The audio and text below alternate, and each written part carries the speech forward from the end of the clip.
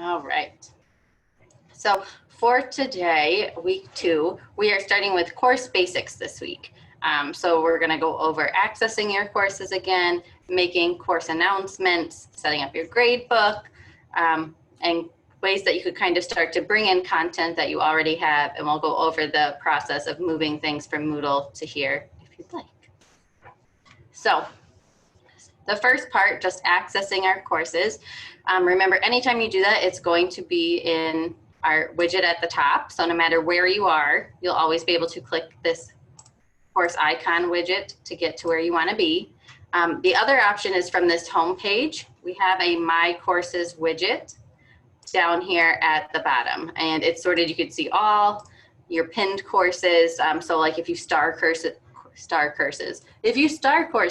currently in Moodle, if you pin them, they'll all be here. So if you have 6 courses, but these are the ones you look at the most, or eventually when we return to in-person, if you pin your online courses, because maybe you have to look at those online more than your other ones, you can do that. And they will show up by semester when we have multiple semesters here. So right now, fall 2020 is the only semester in Brightspace. So those are the only ones that are there. But so you can either go for it from here, or the waffle will always be up at the top for you to go to.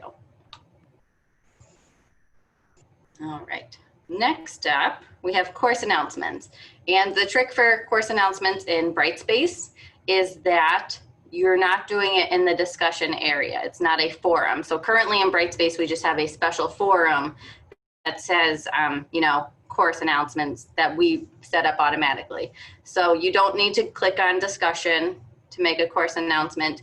It has this special announcement widget right here on the home page. So it'll be here. Right now when there's none, you can click create an announcement. All right, it has the headline. So just like before, you can add your subject line, whatever you want to be displayed. And then down here, we talked about this a little bit last week, but we have all of our HTML editing icons. So you can add videos. If I click our little quick link button here, you can add direct links to all of the items in your course. So if I wanted to be check out this assignment, I could be here, this is due Friday. So when they get this email and they click this link, it will take them directly to that assignment in their course. So the quick link button is pretty cool and powerful that way, and you can link to anything that you have in your course. A couple of the other options here, of course, add files. We're going to talk about the course offering files today, but that's last week I talked about if you have a folder with all of your course files in it, you can just upload them to Brightspace all at one time. So if you're in course files, you can see them and get to all of the files that you have and add them there. You can do the traditional My Computer route. So if you wanted to click around on your computer and find a file to upload, you could do that and add it that way. Images, it will always prompt you for the alternative text, or you can check the box. It's decorative. It doesn't actually relay any information for accessibility purposes. We also have this insert stuff button. So this is where you could go if you wanted to add a video note search. You'll also see you can add lots of things that you can add in other ways too. So pretty much no matter where you go, it's easy to add things. The video note, once again, that is in Moodle, how you can record yourself for 2 minutes. That's here. It's picking up my laptop camera. But you can record yourself, say, hey, tell them whatever you want. Stop recording, record yourself, say, let's not listen to me. But you'll notice you have up to 30 minutes here. I would assume you would not do a 30-minute course announcement, but you do have a couple minutes. When you click next, you can title it. So, announcement week 2, 21, sounds good. My typing skills are lacking. You can describe it if you want, and then you can do the language, so it will generate captions for you, which is great for our accessibility and UDL purposes. But you'll click next, You can wait for it to preview. I have never waited, so I don't know exactly how long it takes, but you could just keep hitting the refresh preview button. I usually just insert it so you can see like where it's waiting to insert. But as far as announcements go, you can type whatever you like. Also, if you hit our little expander bar here, there's a fun equation button for our chemistry, math folks who need those type of items. You can add all of the fancy symbols right here. And then down here is the availability. So for those of you that took the OPI, one of the first things I had you do was schedule an announcement. And that's what this is here, is by starting or adding a start date. So if you wanted to schedule it for the future, if you're like, I want to send this one on next Monday to remind them about something, you can always do that as well and set the start date and the time. You can also set a removal for announcements. I don't recommend that in most cases if it's like about the course, because students like to go back and look at them all. But you can also add a file, record audio, record video. And then there's also a thing here about release conditions. And release conditions are cool. They are here. They are also on all of the assignments and different things. So you can create and attach a release condition, which is what you'd be doing most of the time. But so if you had a checklist in your class and the checklist isn't complete, you could send an announcement out about just those items. I don't have checklists available in my course, so that was probably not a good example here. Let's see. You can do it based on content topic. So students who have not visited chapter 1 in my course will get this announcement. Oh, I have to pick a specific one. All right, so now it says they have to do this. You can set up any condition, so a couple different things, all sorts of fun things. You can reuse conditions from one assignment to the next. That's what the attach existing is. So after you've made one, if you wanted to use that same one on multiple assignments, you can. But then we have save as a draft or publish. So like if you are typing one up and you run out of time, something comes up and you have to go, you have the option to just save it as a draft. And you can come back to it later. So if I hit save as draft, you'll see it here and you can see the status says draft and it has like an overview of it. So like here's my old ones. You can see when they were published and all the links to them and different things. But then here, this little symbol, it'll show up everywhere throughout things when you have a release condition. So it's a little reminder to you that not everybody saw this, that you had specific conditions attached. But you can go back to edit it if you want and then publish it, or all sorts of fun things there. I'm not going to publish this one because we're in my real class and I don't want them to get random things and be like, what's happening? But are there any questions on the announcements? So I know I sidetrack into all of the buttons that are in the text editor, but I would say the big takeaway is you do not go to discussions for announcements, that the announcements live on your course homepage.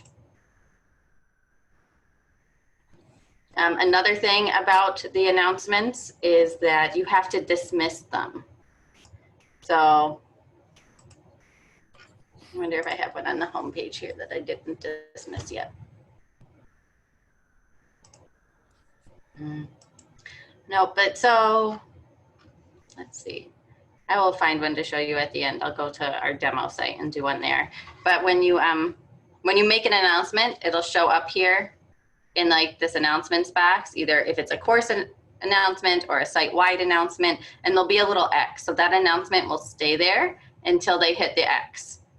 So they could say like, oh, I've already read this one, I don't need to see it anymore. Or if they don't hit the X, they'll all just stay there together, whichever. But they can also go to the announcements tool and see all of the announcements that are there. Here, I hit restore. I think I could do it now.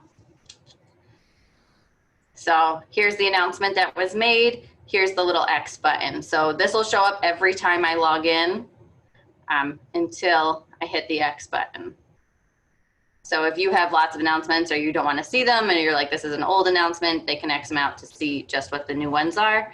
And there's always the show all, so they can see all of the old ones. But you could say, oh, I read this, I'm good. And they'll see that there's no new announcements. All right. Any questions?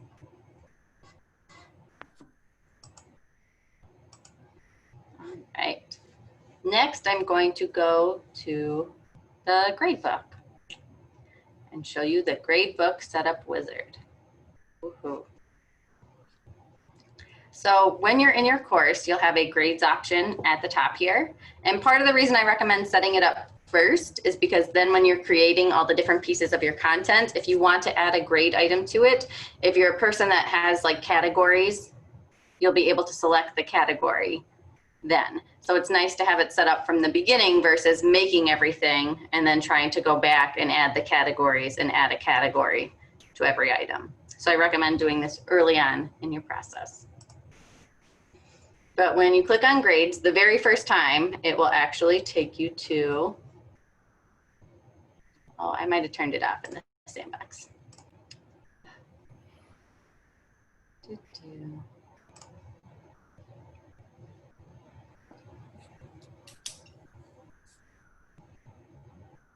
Okay, it will take you to the setup wizard. So anytime you want to get back to the setup wizard, you'll click on grades and you can click on setup wizard. So this page is basically an overview and it will show you all of the items that you have selected. But you'll hit start down at the bottom and then it will walk you through a 7-step process. So you can choose which type of grades you want to do. Are you a points person? Are you a weighted person? Or do you want to enter a formula, which means that you do some weights, some points, etc. If you are a formula type special person and you need help with that, you'll definitely want to submit a help desk ticket so that way myself or Riley or Margaret can go over that process with you to make sure we get one that works for what you want to do. But most people tend to fall into the weighted or points ideas. So I'm going to go with weighted. You click continue. You can choose how you want your final grade to be released.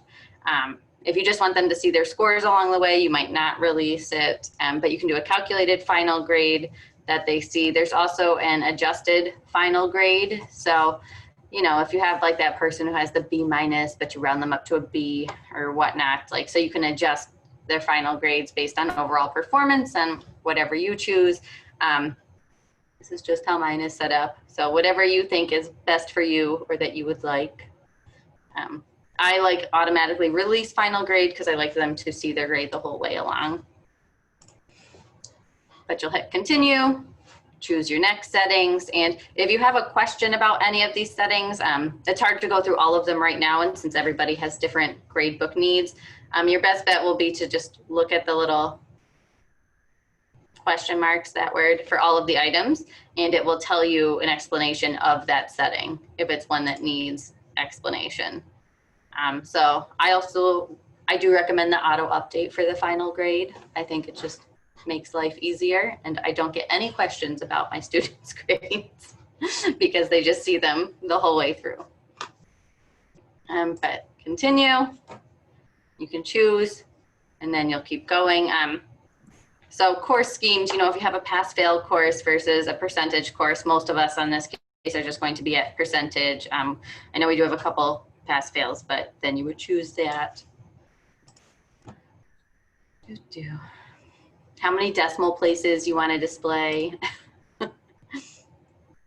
And then this is the student view of options. So what do you want the students to see for their different grades? So points grade, weighted grade, all of these different items you can choose. And remember, if you have a question on one, you can click the question mark and it'll tell you if they see that or not. How many decimal places you want the student to see, number of characters to display for text items. So, you know, if you were to type something and it was more than 50 characters, they're just going to see the first 50 characters. yada, yada. And then display final grade calculation to users. That's up to you again. Things that you can choose and check. But at the end you hit continue, and then step 7 is just a summary. So this is everything that we saw on the very first page, and we hit finish. So if you go through this and you set it up and you start to see things and you're like, oh, that's not really how I want to do it, you can always go back to setup and it will restart it. And you can go through and adjust the settings if you're like, this, I need to tweak this, or this didn't work for me. So then from here you have create a new grade category, grade item, import grades, etc. So the import is if you are an Excel person and you have really decided that you don't want to do your grades directly in Brightspace, you could still do them in Excel and then import them here. I will promo that I am trying to figure out a way to get the grade import tool turned on. So if you did your grades in Brightspace, that they will automatically transfer to the registrar's office. So I recommend at least looking at it and considering it if you have not been using the LMS gradebook. This one is easier to set up than Moodle with the wizard. So I would definitely at least look at it. If you are a weighted person, you definitely want to go to create a new grade category, because that's how you will set up the categories that you need. Like if your quizzes are 20%, discussions are 20%, etc. While everything is online, I don't recommend adding a new grade item here, because you can set up the grade items when you add them to your course. So you can like make an assignment and say, I want to add a grade item to it. And I've found that to be a better method than making it first and then trying to hook them up later. So if I go to my Manage Grades tab, this is where you'll be able to see my categories and the weights that they are. So all I did here, if you hit the new button, you can add a new category. It's the same place that add a category link was before at the end of the setup, but you could name it. You can give it a short name. If you want to add a description, you can. The weight of it, if you want it to be able to go more than 100.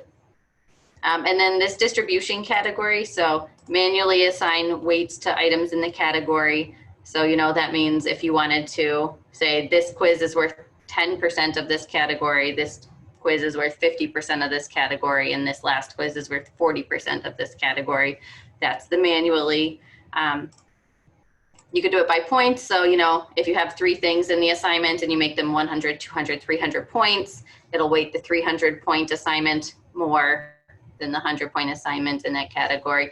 Or you could just make them all even and say everything in this category, regardless of points, they're all going to be averaged together to give a total for this category. So this is within the categories.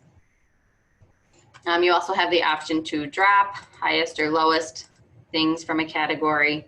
And then there are display options for the student view. So if you wanted to show the class average or grade distribution, you could.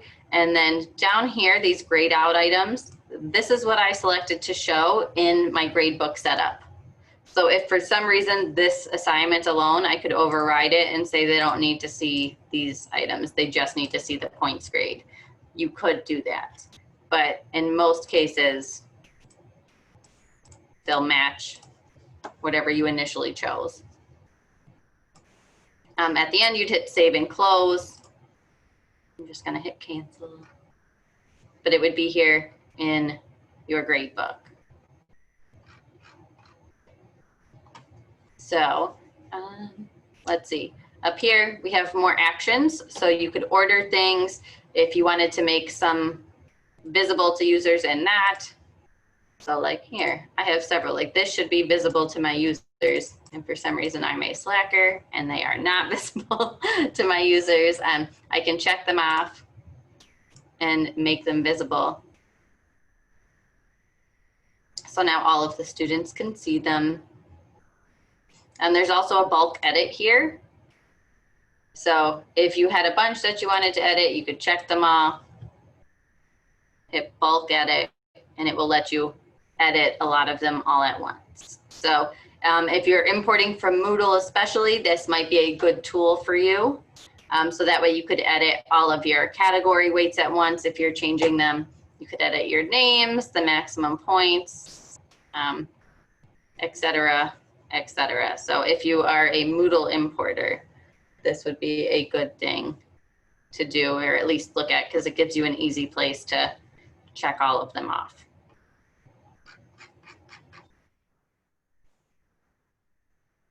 All right. If you have something in your gradebook that you want to delete, you would go to More Actions, click Delete, and then click on the items that you want to delete. And delete, and it asks you, are you sure? So, and then you get a little pop-up message that it was deleted successfully. Woohoo. All right, there's also the reorder option, right? So if you wanted to put things in a different order, you could. So let's say if I wanted this chapter 2, part 2 to be number 5 in this category, it'll change to 5. And then if I scroll back up, you can now see that it changed here. I got rid of this one as 5 and updated everything else. So it's a nice live like auto update of the numbers as you go. And then you could also change the categories if you wanted them in a different order. Any other questions so far? All right, let's see. Course building approaches. All right, so I guess real quick here. I'll also say like this top one, I always make mine weird, silly things because that's how I roll. It won't default to something like this, but you can change it. So you can customize your banner text and you could change the image. So if you wanted to put something that's more relevant to your course, you could change the banner text. So you can change it to be, it'll default to your course name. That's what it normally will show up as. So if you wanted to adjust that, you could. There's also custom, and you'll see I actually have this replace string in here. So it just says, yo, first name.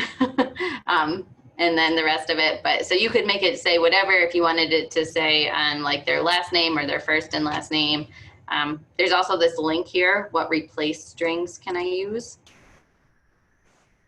And so this is the different items. So if you wanted it to say like Marywood in your course, or if you wanted it to say different things, they're all kind of silly. I don't think they're very helpful here, but basically you could do curly brackets, first name, and get your student's first name to show up. If you wanted it to be personalized, or like in emails, you can do curly brackets first name.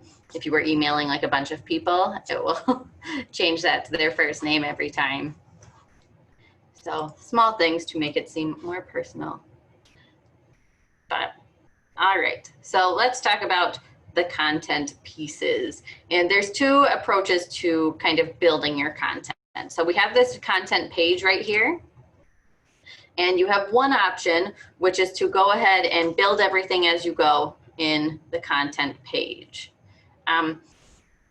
If you're doing a course from scratch, if you're kind of revamping a course, I think this is a great way to go. If you have your course fairly well laid out and you're like, I know what assignments I'm going to do, I know what discussions I want to have, it might be better for you to actually build them in those tools. So you'll see up here we have assignments, discussion, quizzes, etc. So you can either build on the content page, or you can build on the individual tool pages. So for those of you that are going to be importing from Moodle, I recommend that you go to the tool pages and fix or verify each assignment individually. So fix if you need to update. But so like if you import from Moodle and you're like, all right, this imported, let me take a look at all of my assignments. And you can go through all of your assignments and see, you know, is this the name? Are my instructions right? Are there any things I want to add here? Is my assignment okay? Am I changing it to a group assignment? Whatever the settings are, just go through and kind of verify them. Real quick here, we have the grade item. So, and you also get a student preview of how the student will see their grade for all the assignments that you do. If you want anonymous marking, all sorts of fun things there. You can set up restrictions for your assignments. So like if it has a due date, you can check those here. If you want it to be hidden. So availability, you can think of is that's when they will be able to see it. Availability is like visibility. So if you set a start date and an end date, they will only be able to see it between those two dates. Versus the due date. So the due date says here's when it's due, but they'll still be able to see it after the due date. An end date means they won't be able to see it after that date. Start date, they cannot see it before that start date. Down here at the bottom of this restrictions page is add users to special access. And that is where you will go for your students with accommodations, for your students who get time and a half, all that fun stuff. It will be on the restrictions tab here. And if we scroll down, allow add users to special access. So you can click on it and say who they are, what their access is. You can give them updated due dates and check off which users they are.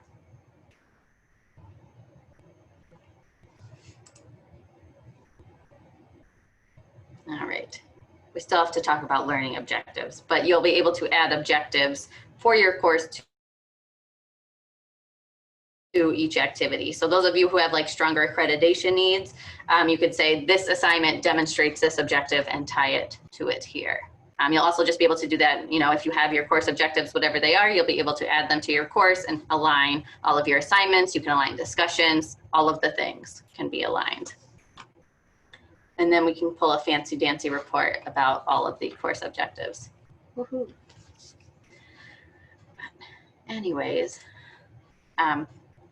so like I said, method one, go to all of the tools individually and look at all of the tools. So we're gonna go into each of these in more depth in the following weeks, like how to do each one. When did I do those? Week 4, guys, so 10, 12. That's when we'll be doing all of the tools individually. This is more just approach for if you wanted to start playing around or considering what to do. The other way will be, sorry, I lost my mouse on the rock screen, is the content tab.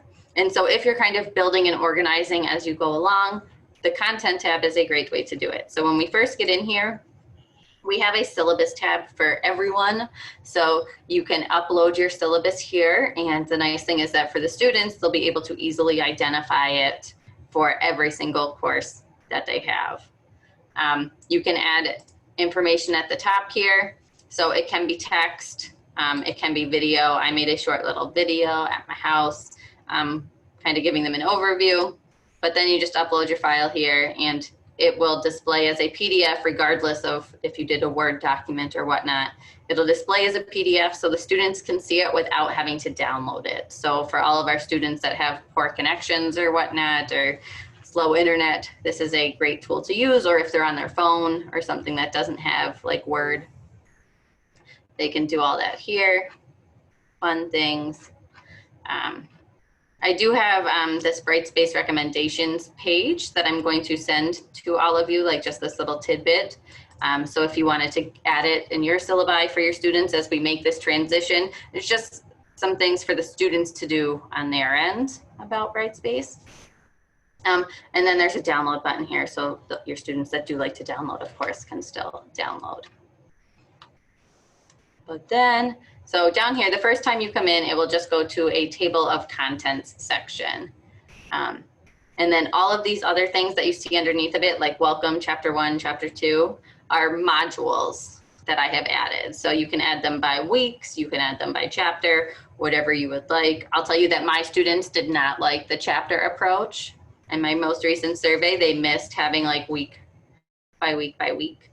I do have submodules in here that have all of the weeks, but they wanted it more clearly delineated, I guess I would say. But it's really easy to add a module. So you're just down at the bottom. It'll be at the top for you guys when you first do it. It'll be this little box that says add a module. So you'll just click in it and say, week 1, here's the module that I want. And it makes it, and it shows up here. And then this is what you can add to, or where you can add all of the different things. So if we were to look at this in Moodle terms, right, here I have, somewhere I lost week 1. So we'll pretend that this week 2 is the same as week 1. All right, so like if you were to put something like this in your Moodle page, right, you gave them a to-do list, you gave them a PowerPoint to watch, and then a couple assignments, this is where you would do it on Brightspace. So if you have files that you wanted to add, you could just drag and drop files here. So like, you know, if you had your file picker open, not super big, and you wanted to like say, oh, let me go ahead and put this picture in here, you could drag it on and it will add a link to the picture there. We also have this upload create option. So if you are the person that's building as you're going to be uploading and creating. So you can create a file, you can create a link, the new assignments, the checklist, the new discussion, whatever you want to add in this week, you can do it. At the top here, you can click, you'll just click on the text. Like there's not anything special you have to do. You don't have to turn editing on. You're always in edit mode. But so at the top, you have the option to add dates and restrictions or add a description. So like, this is my description, right? You can add dates. Once again, remember, start date is what makes it visible. Due date is when it stops being visible, or end dates when it stops being visible. So I don't recommend using the end dates because it will hide all of your content. The students won't be able to go back and look at it. You can add the due date though, because the due date will show up in the calendar and say like, you should have gone through all of this by such and such a date. And then there's those release conditions again. So if you wanted to make it so students couldn't get to week 1 until they've done your welcome stuff or until they've looked at the syllabus, you could do that. If you wanted to make it so maybe this is a remediation module and set it so everybody who failed an assignment has to do this extra practice, you could do that. But all different things there. There's also the existing activities. So for everybody that is transferring from Moodle, if it doesn't populate nice and you see it on the assignment tab or wherever the tool tab is, existing activities links to all of the things that you have already made. So these are the assignments that I have all already made. So the nice thing about doing it this way is that if you have an assignment that spans multiple weeks, you can put a nice link to it in every week. So like right now, in Moodle, if you made an assignment in week 1 and it's not due till the final week, you'll have to like keep referencing them back to the final week. You would have to like copy that link and make it a URL yourself to automatically go there. But now that I put this in week 1, you can put it in as many weeks as you want using that existing activities button. So if it's an ongoing thing, that's a nice aspect that we have to kind of keep it present and kind of help them with their time management. Any questions so far? I know you'll have lots of questions when you try it, I am sure. And I will be here for all of the questions. One other nice thing I want to point out is you'll see they all have these check marks automatically as I have added them. So if I were to edit the items, you could see it's visible. Here's a check mark. And you can change it if they manually check it off, if it automatically checks off based on them looking at it or submitting it, or you could say it's not required to look at this, maybe it's optional. But those automatically pop up, and that's what makes the circles go on the home page, those check marks. So like these circles down here that says like everything that they've been through is all of those check marks. So they default to on in Brightspace. I recommend leaving them on because then it encourages them to click around because they want to make their circles full. But another option here in the content is submodules. You may have saw down here, add a submodule. So if I go to my chapter 1, my actual chapter 1, right? So I made a submodule, and you can tell it's submod by these little, like the circle around it, how it has the box. So I do my text reading and notes as one submodule, and then their weekly to-do lists as separate submodules. Like I said, they're not super thrilled with it. I thought it was awesome, but yeah, whatever you want to try, do fun things. Any questions so far? All right, now I'm going to demo our Moodle transfer. So if you have a course that's in Moodle, and like especially as we get to the end of this fall, if you're like, oh, I want to, you know, move this from my fall and put it in here just for practice, or like I'm going to teach this again in the spring, whichever. So in your Moodle course, right, we have our course management gear up here. We have this course settings area, and under there we have backup. So you will click backup. I don't remember if we have to check this. I'm going to check it this time, guys, because I forgot. We will see what happens. So I'm going to check the IMS common cartridge. You know what? I don't think we do. I lied. Don't check that. I'm going to back up everything in my course. So I'm going to jump to final step. If you didn't want to back up everything, and you just wanted to back up maybe your assignments, maybe you just wanted to back up the course logs, different things, you could do that and uncheck different pieces, or maybe not highlight. Maybe I won't do all of them. Here. So I'm going to do none, and I'm just going to do this first block. That way you guys can see it check a lot of things, but it won't take a super long time to back up. Because your whole course, especially if you have a lot in it, it could take, you know, like 10 minutes sometimes. So we'll go with that much for demo purposes. But you'll click through, next and next, lots of clicking through.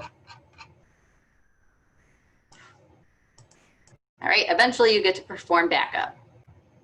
All right, so then we'll wait for the backup.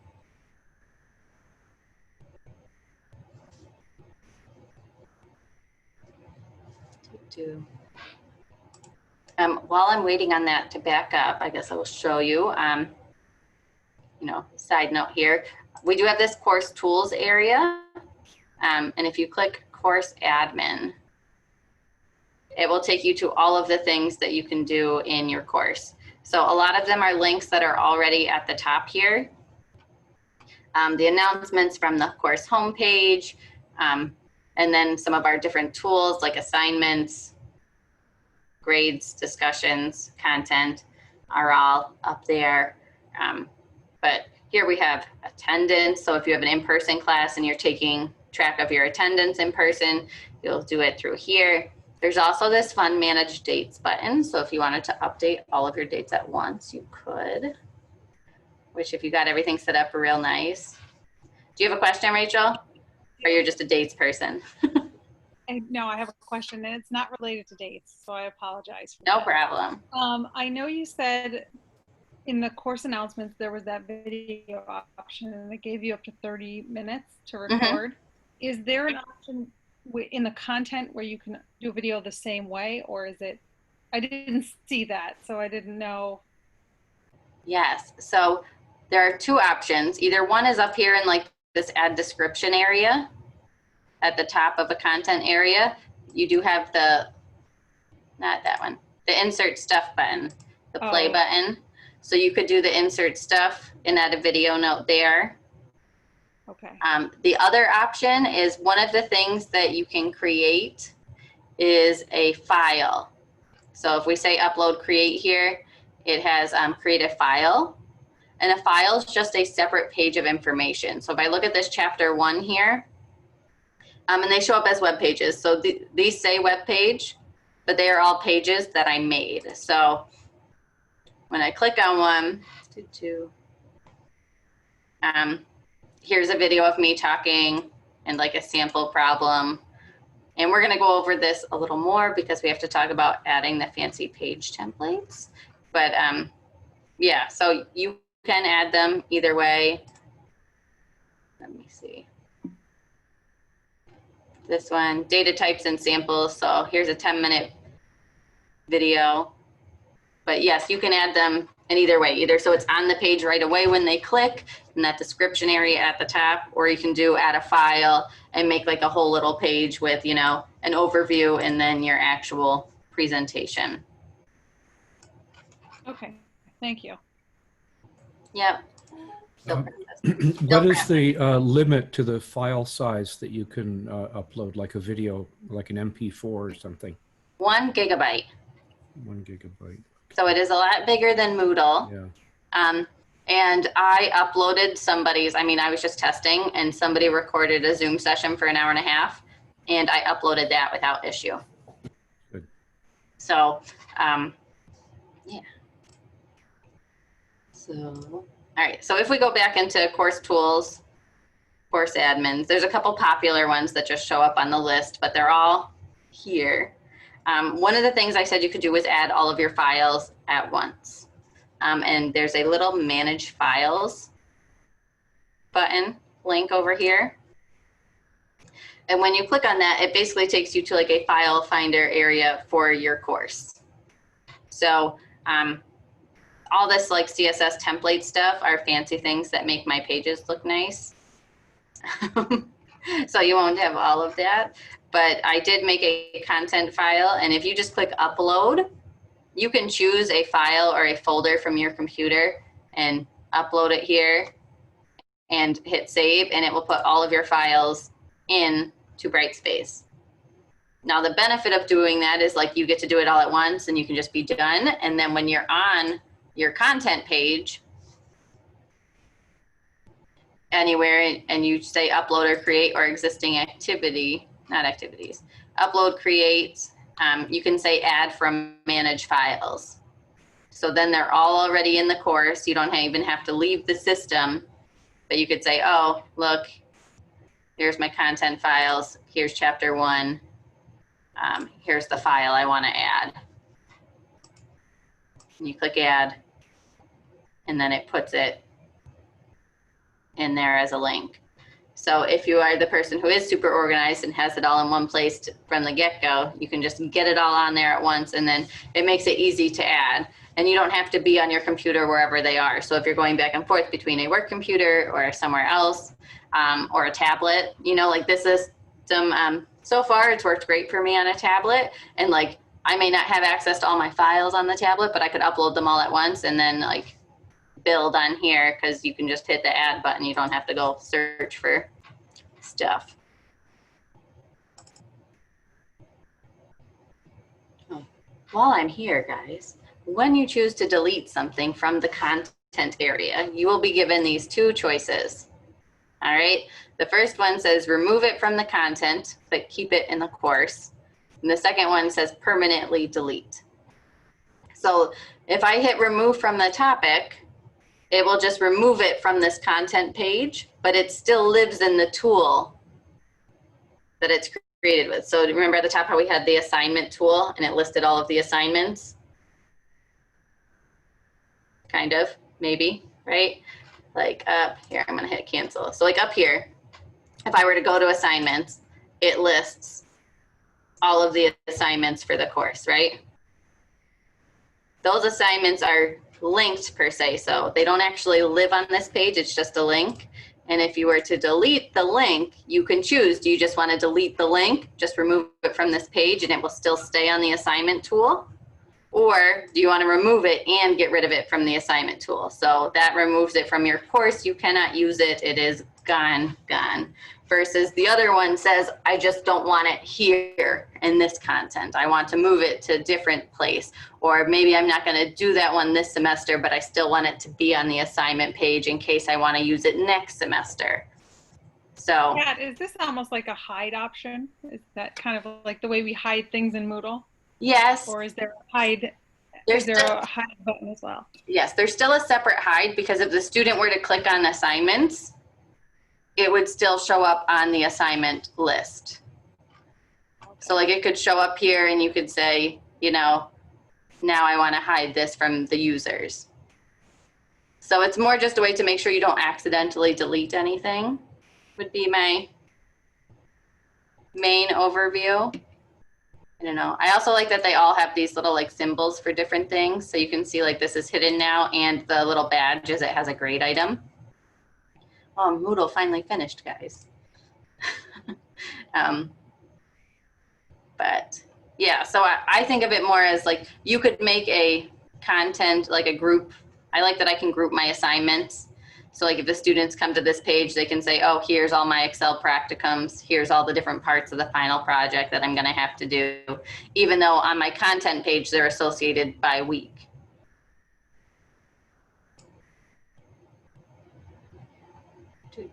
Anyways, we got a file. It's here somewhere. After you make the file in Moodle, it'll show up here as the first one. You can verify by the date and time because it just has, you know, weird names, like you'll have your course name, date, format, but we'll download that file. And like I said, depending on how big your file is, this is going to take longer. So if you have a lot in your course, it's going to take some minutes. We did have somebody do it with a full Moodle course, and it took, the upload to Brightspace, I think, took like 8 minutes. We've had a couple people. And I will also report that the people who have done this with their Moodle courses did not report any issues with the transition, that it was fairly seamless and got everything over nicely.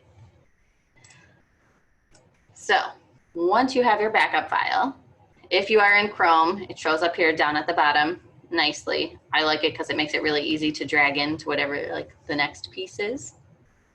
But I'm going to go to the table of contents. So generally when you do this, it will default there.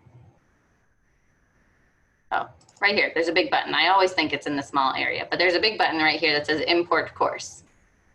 So you can click on it. And this is where in future it has copy existing course, one that's already here, but we have import course package. So you'll click on it. It tells you all about it. You'll see even here somewhere in the course package or what is supported, it'll tell you here's a Moodle 3.5 course that's supported. So it imports nicely. We don't have to convert it or anything on our end. We just put it in here, it uploads.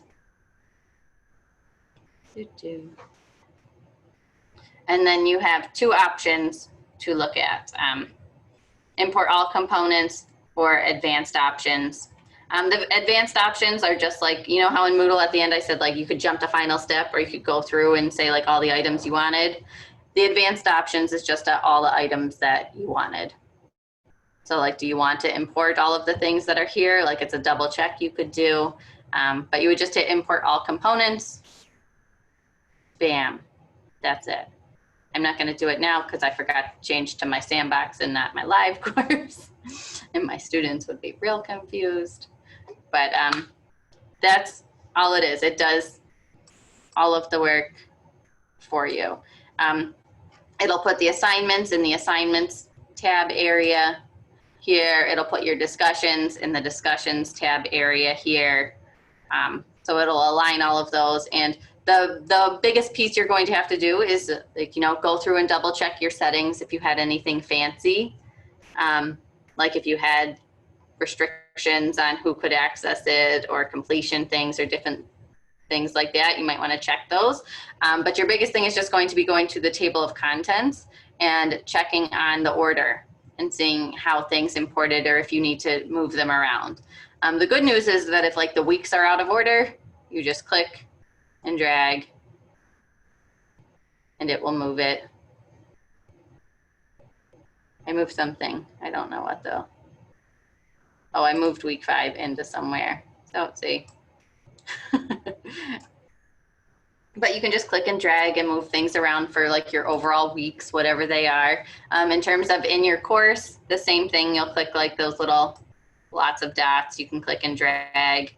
You can move them below submodules. You can move them into submodules if you're using them. Just leave them where they are. But that's going to be, I think, like the most work per se.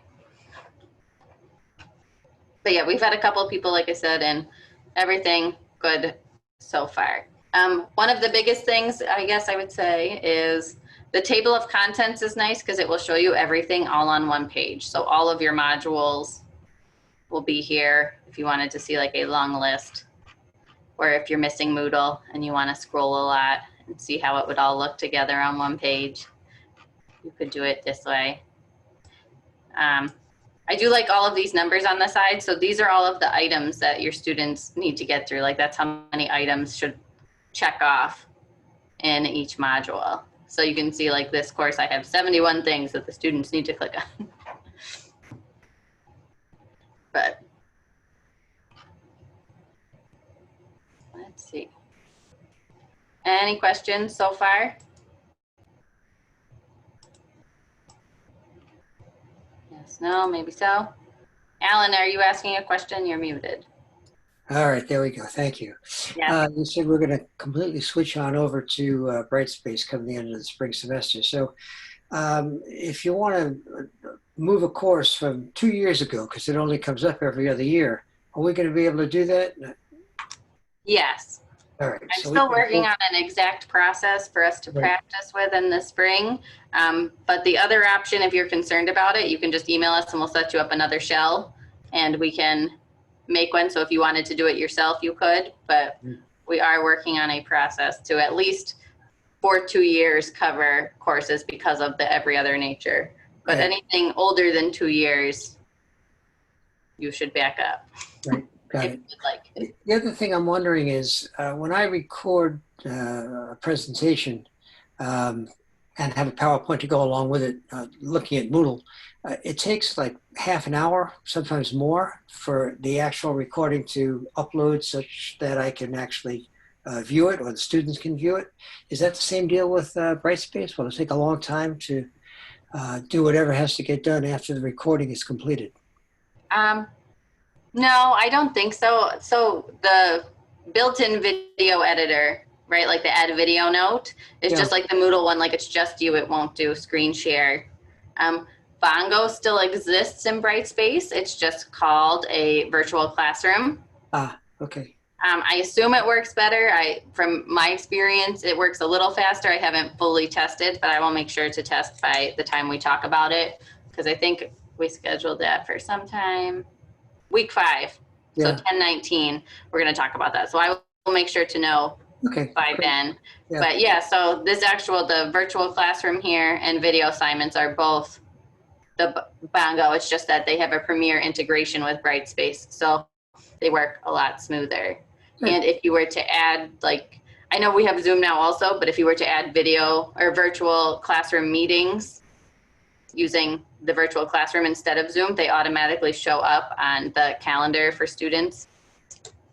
Okay. Because of the integration and such, but I'll check. Thanks. Anything else, guys?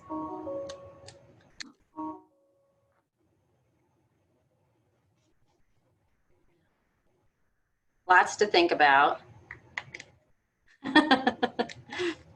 So I guess my biggest recommendation would be if you have a Moodle course that you want to try and pack up and throw in your sandbox, maybe try it, see how it comes out for you.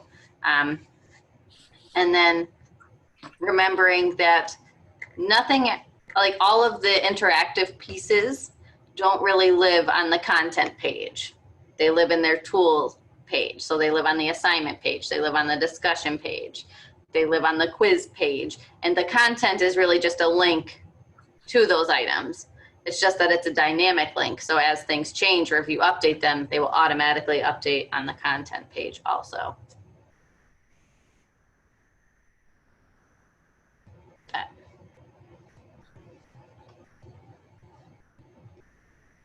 And there's lots more fun things, guys. They can self-select into groups. I'm real excited about that one. I added the cool new peer assessment tool talked about last week. And intelligent agents. I love intelligent agents.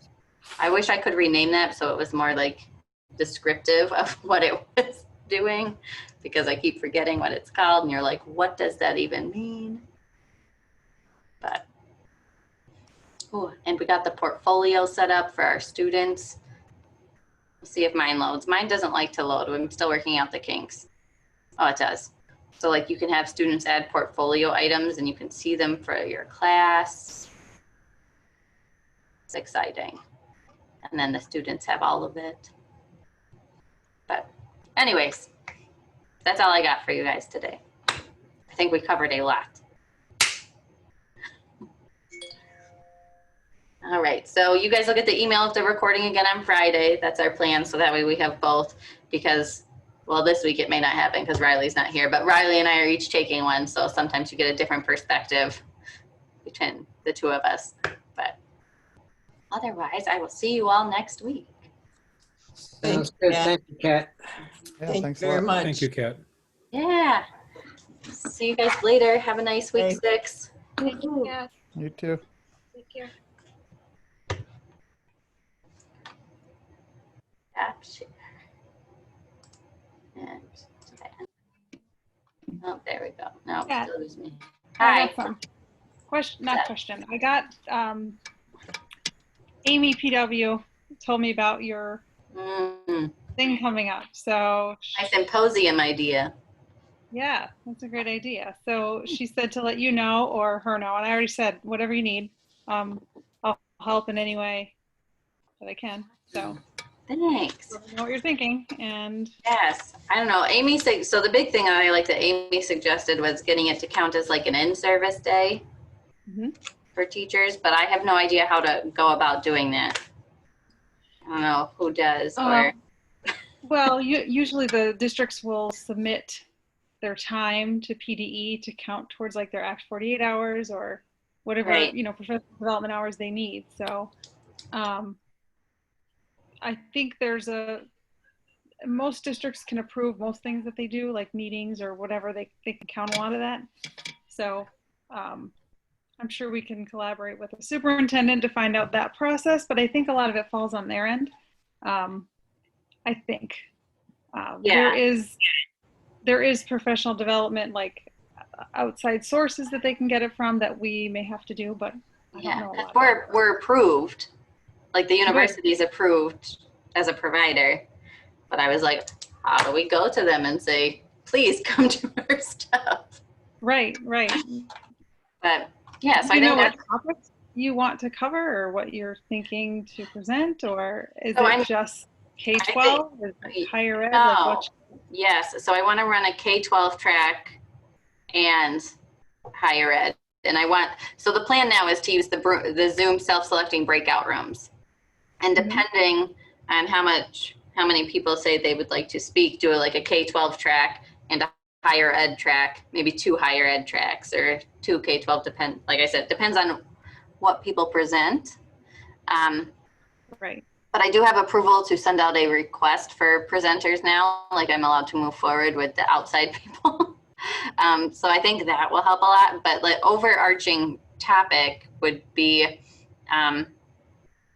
supporting teaching and learning with technology. Okay. Whether it's COVID style, post-COVID plans, Right.